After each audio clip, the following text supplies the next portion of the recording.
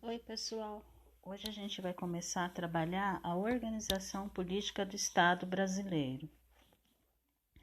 Então, a gente já tinha visto em sala de aula essa definição de Estado com letra maiúscula ou Estado com letra minúscula.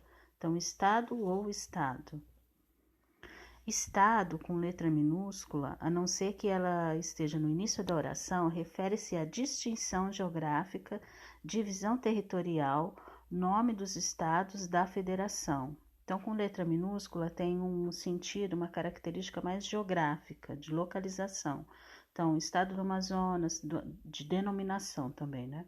Estado do Amazonas, do Pará, Maranhão, então de extensão territorial. Estado com letra maiúscula. É uma definição mais política. É uma definição que tem origem na teoria geral do Estado. Está ligada ao poder do Estado quanto à instituição política, social e jurídica. Então, o conceito de Estado e seus elementos constitutivos. O que constitui esse conceito de Estado? Então, para iniciar, o Brasil, o nome oficial do Brasil é República Federativa do Brasil. Por que República? Porque faz parte do sistema de governo que constitui o Brasil. Então, é uma forma de governo ao qual o povo é soberano, governando o Estado por meio de representantes. Forma de governo em que o Estado se constitui de modo a atender o interesse geral dos cidadãos. Uma federação consiste em uma união perpétua e indissolúvel de estados autônomos, mas não soberanos, regidos por uma Constituição. Então, por que não soberanos? Se vocês observarem, por exemplo, as características aqui dos estados, os estados têm os governadores e o país tem o presidente. Apesar de existirem legislações estaduais, essas legislações que os governos realizam, que eles fazem, através das assembleias, né, do legislativo, elas não podem se sobressair sobre as legislações federais, que são feitas pela Assembleia Legislativa Federal. Então, os estados, apesar deles serem autônomos, eles não são soberanos em relação ao governo federal. Eles sempre têm que ser orientados e as ações sempre são executadas conforme as determinações federais. População e povo é a mesma coisa? Então vamos lá ver. População são todas as pessoas residentes dentro de um território estatal ou todas as pessoas presentes no território do estado em um determinado momento, inclusive estrangeiros e apátridas. Então, quando a gente fala em população, sempre vem à mente da gente a questão do IBGE, né? O IBGE que trabalha muito com essa questão de população, até para subsidiar várias políticas públicas, né? Porque as políticas sociais elas são realizadas em relação ao total a variação populacional que você tem dentro de um país, ou de um estado, ou de um município. Então, a população é a quantidade de pessoas que habitam determinados territórios, mesmo aquelas que são apátridas. O que são apátridas? São aquelas pessoas que a gente chama muito hoje, por exemplo, de refugiados, ou pessoas que vêm para o país, mas elas ficam ilegalmente no país, elas não têm. Não é que elas não têm cidadania brasileira, elas não são legalizadas. Então, a denominação correta para isso é apátridas. Povo. O povo tem um sentido, uma conotação mais política. Nas democracias atuais, o povo adquire um sentido político, ligado à noção de cidadania. Para o Mário Soares, povo, em sentido democrático, pressupõe a totalidade dos que possuem status de nacionalidade, os quais devem agir conscientes de sua cidadania ativa, segundo ideias, interesses e representações de natureza política. Então, quando a gente usa a palavra povo, a gente nunca pode usar a palavra povo querendo expressar um número populacional, e sim as ações políticas. Estado brasileiro. Segundo a Constituição Federal de 1988, o Brasil constitui um Estado democrático de direito. Essa palavra a gente está vendo muito hoje, né? Ouvindo muito hoje no Brasil. Então, o que é um Estado democrático de direito, segundo o artigo 1º da Constituição de 88?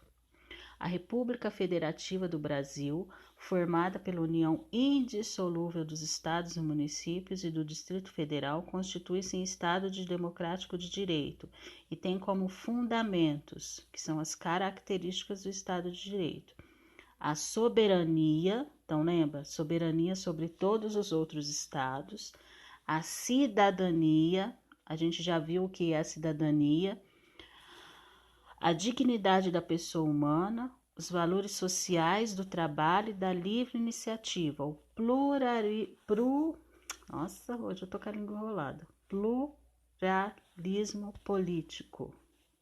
O que é pluralismo político? É você ter direito a várias opiniões, vários partidos políticos.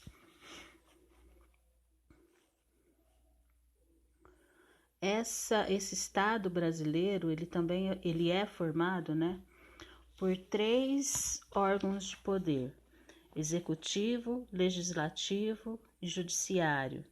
Esses órgãos de poder, eles têm independência. Um não pode ser sufocado pelo outro e um não pode influenciar o outro, porque senão não constitui uma democracia representativa. Então, vamos entender o que faz cada um desses poderes. O executivo, o que faz?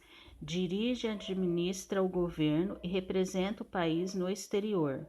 É quem toma decisões sobre economia, investimentos, construção e conservação de escolas, hospitais, estradas, etc.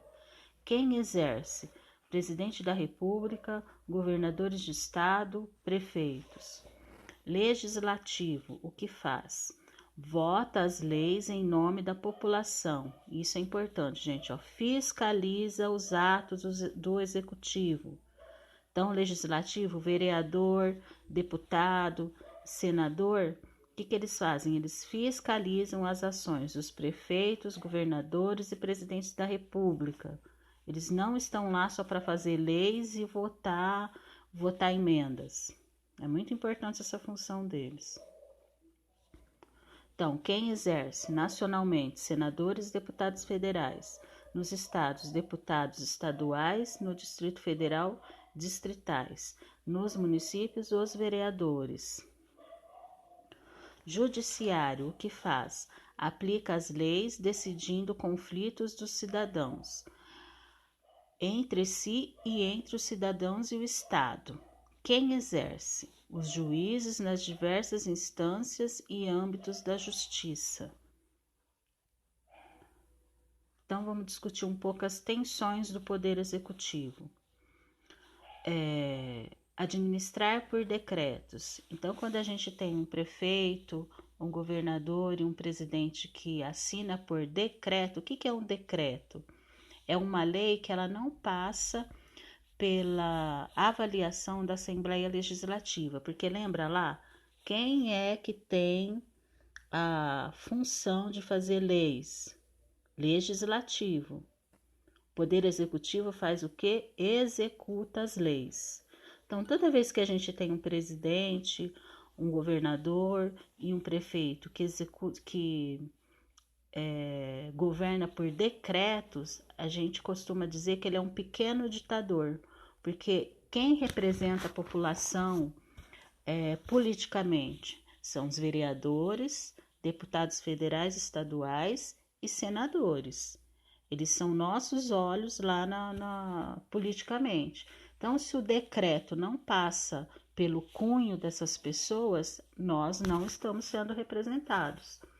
Então, a gente fala que quando a gente tem um executivo que governa por decreto, a gente tem pessoas lá no executivo que são pessoas autoritárias, porque essas legislações não passam pela avaliação do executivo, que é o que nos representa.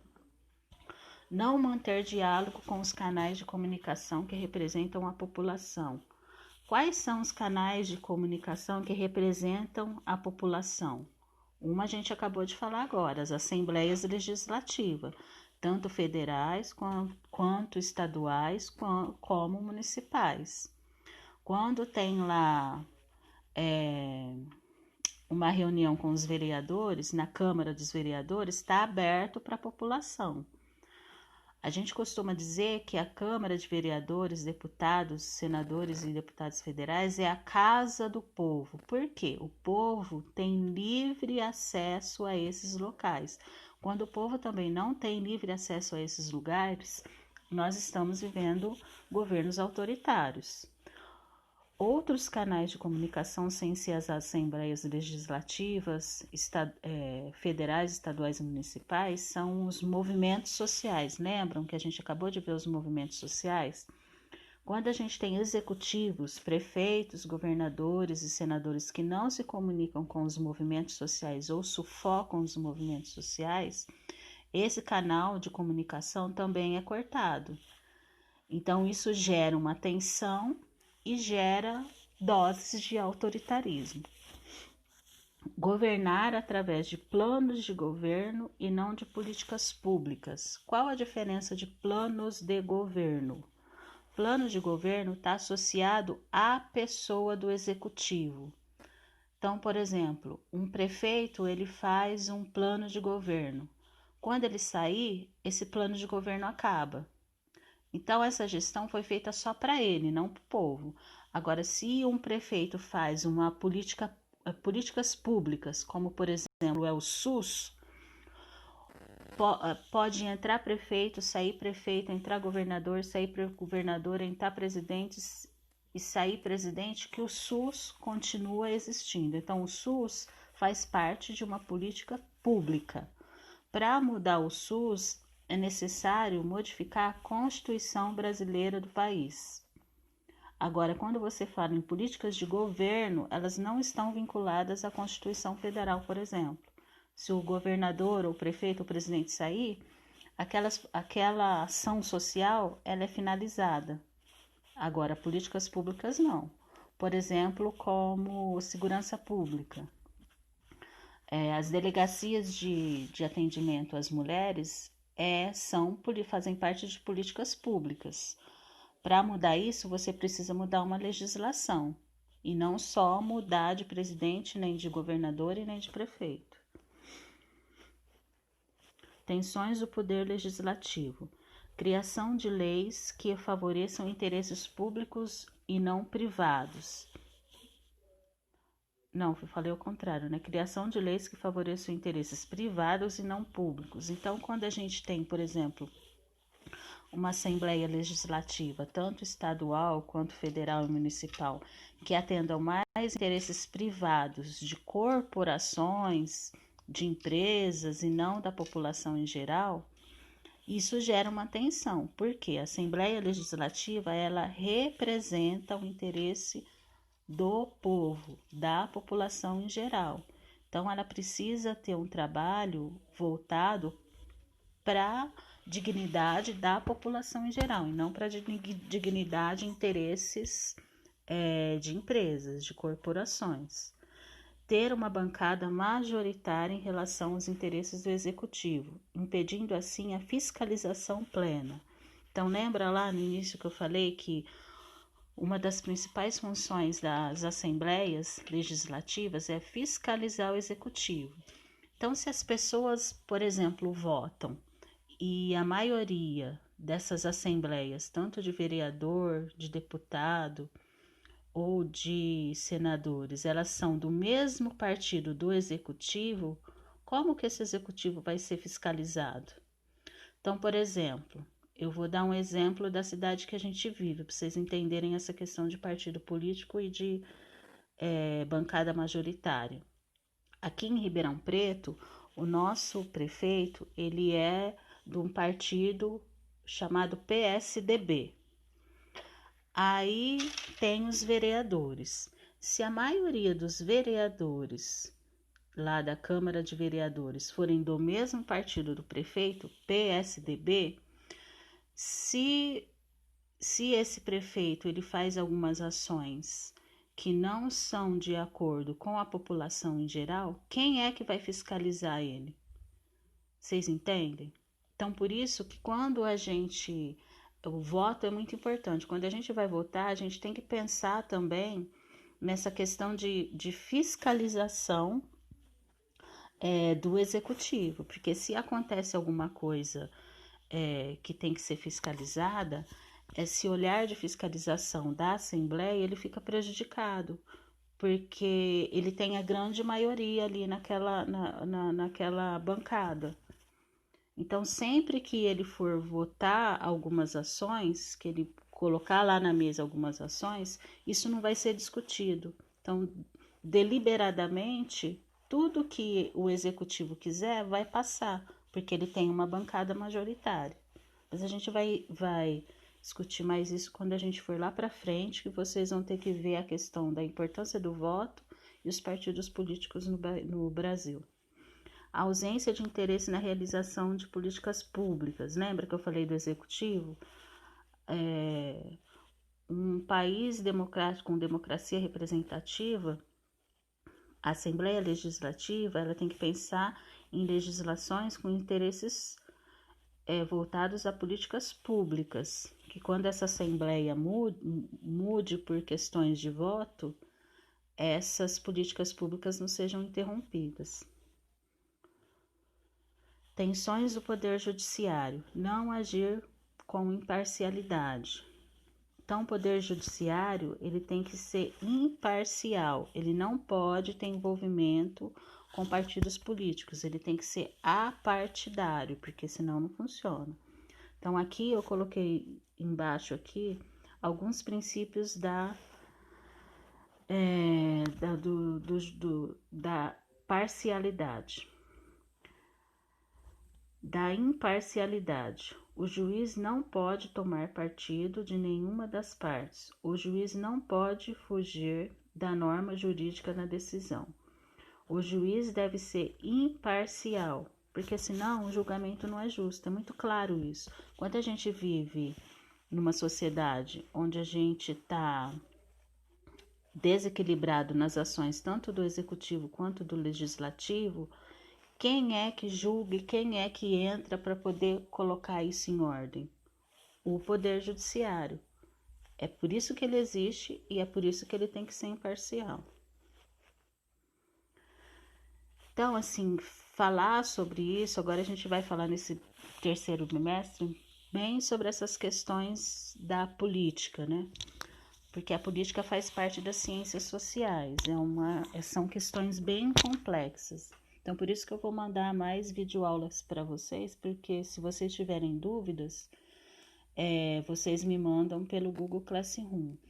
Falar sobre questões políticas é muito importante porque isso define de forma direta no bem-estar social nosso. Então, a gente ouve muito falar que eu não me envolvo em política, eu não gosto de política, né? Mas a partir do momento que os indivíduos colocam o pé na rua ou na calçada, já está sendo falado sobre política. Porque, por exemplo, para você colocar o asfalto na rua que você mora, precisou de uma licitação, essa licitação passou pelas instituições de governo, esse dinheiro foi aprovado por uma Assembleia Legislativa Federal, passou pelo cunho de alguma esfera federal, então não tem como falar que você não se envolve em política. Na medida que você sobe num ônibus público, você está pisando numa ferramenta política. A partir do momento que você entra na sua casa, você está pisando numa ferramenta política, porque ela faz parte de um espaço geográfico. Então, não tem como não discutir e não entender um pouco sobre o sistema político do país e da sociedade que a gente vive. Então, o que eu vou pedir para vocês? Para que vocês anotem as dúvidas que vocês tenham, ou que vocês acharam mais interessante, anota no caderno e manda para mim no Classroom, tá? Eu sei que vocês vão ter muitas dúvidas, porque essa questão de formação política do Brasil é meio complicado. Então, quero que vocês mandem as dúvidas agora, porque a gente vai estudar essa questão do poder do Estado de uma forma mais profunda a partir do próximo vídeo, porque a gente vai ver os teóricos que falam sobre a formação do Estado, tá? Então, tira as dúvidas agora, para depois não embaralhar muita coisa na cabeça, tá? Então, manda as dúvidas para mim, eu fico esperando lá no Classroom. Um abraço para vocês. Tchau.